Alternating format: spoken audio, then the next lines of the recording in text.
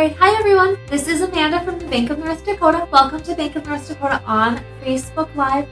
Today we're going to be talking about studying for midterms with Sydney.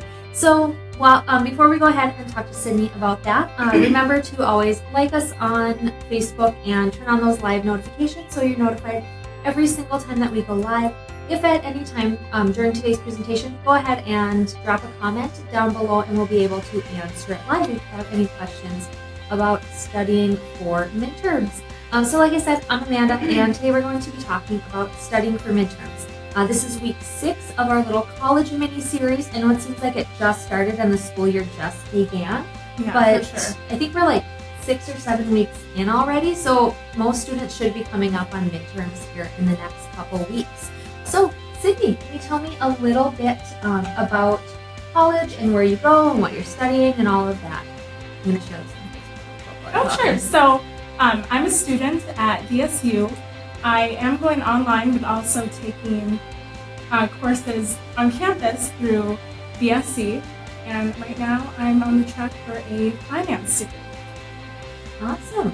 So online, how is that different than seated coursework for you? So I guess when you go to class, you are forced to kind of pay attention unless you're someone who likes to sleep, which that may or may not have been me my freshman year. So online, you definitely have to put in the time and the work if you want to get anything out of it. So it's more at your own pace, and you're kind of teaching yourself to a certain extent as well. So as far as your midterms go, since you're a finance major, what kinds of midterms do you have? Are they exams or projects, papers? What's kind of typical for that major? So when it comes to midterms and even finals, it's going to totally depend on the class you're taking and the professor. Some classes you'll have a midterm, others you won't. Other classes you will have a paper or a project even.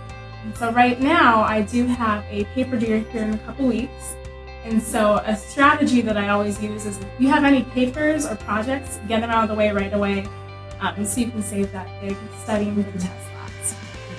So I was going to say, how do you prepare for those? But clearly, starting those papers early is one thing that you do. What other things do you do to prepare for your midterms or your finals? You know, one nice thing is that all classes you'll have obviously a syllabus, and especially when you're an online student, they kind of have it all laid out for you, what the class is going to be like the whole 8 or 16 weeks. And so you kind of know, am I going to have to prepare for a major midterm or a final, or do we just have regular class? And not only that, but you do have, chapter tests throughout the course. And a really great studying material that I use is if I have a midterm test, I will go back and look at my results from my chapter test, just because when you're online, a lot of times it's saved on.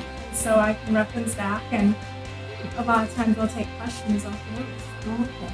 So do any of your professors ever give you stuff to kind of help with studying for tests, like a study guide or review days during class? I know a lot of high school students, you might, do stuff like that to help prepare for your test, but is that kind of the same in college?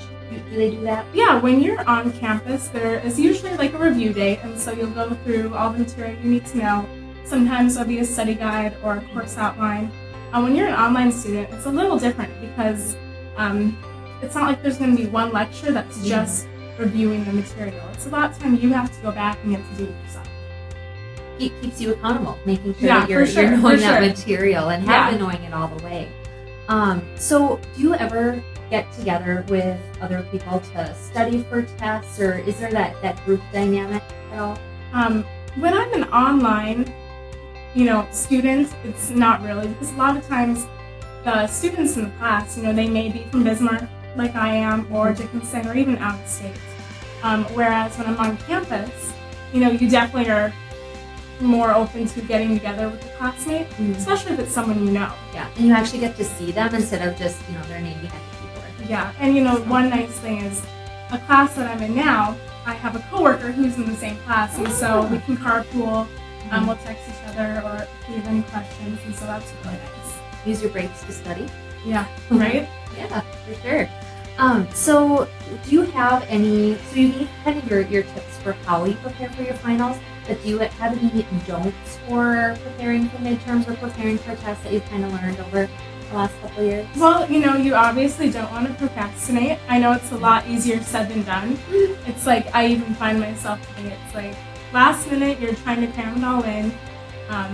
Like going back to earlier when I said pulling up different tests, it's important that if you have a major exam, to take the information throughout the whole 8 weeks and make sure you have great notes to review.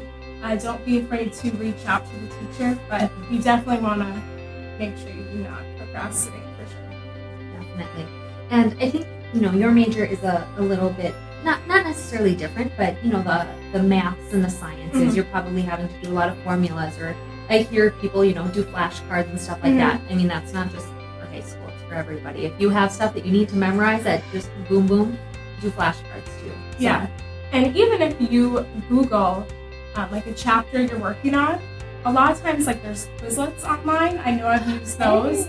And so it's kind of a nice little cheat sheet of really good questions that could be on the exam or close to.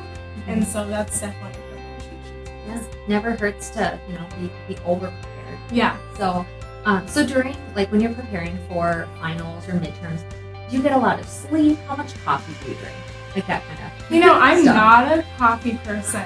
I just kind of wing it, I guess. Okay, I'm not a huge studier. I mean, you hear some people, I have a lot of nursing friends who they study for 10 hours a day. And it's I work full time, and so my studying is, after work or during a lunch or during my breaks. And so I'm not a huge coffee person. I just kind of wing it. Yeah, so I actually made that mistake in college. This is my studying don't. I had a ton of homework to do one day for one of my classes, so I got a venti, whatever, with extra shots in it of coffee, and I got through my homework in record time. It was amazing. I get to class the next day. Do you think I could remember anything I did? I felt so silly because I got it done, but you wouldn't have thought so because I was over-caffeinated. It was So yeah, any last minute advice for, students going into their first year of college, studying, not studying, anything? If you're an on-campus student, show up to class, don't sleep through class again. And if you're an online student, I mean, again, you get what you put into it. And so if you actually want to learn something, you're going to have to sit down and take your time to learn it. Well, that is great advice. Thanks, Sydney, for joining me today. And join us next week. We'll be back at 4 o'clock on Tuesday, and we'll be talking about the FAFSA. Because another thing that the Bank of North Dakota does is do financial aid information nights, which start October 4th. So we're going to be telling you a little bit more about that on Tuesday, October 3rd. And also, don't forget the FAFSA opens on Sunday. So if you're a senior in high school or a college student who's going back to school next year, FAFSA opens this Sunday. So don't forget about it. So anyway, we will see you later. Bye. See ya.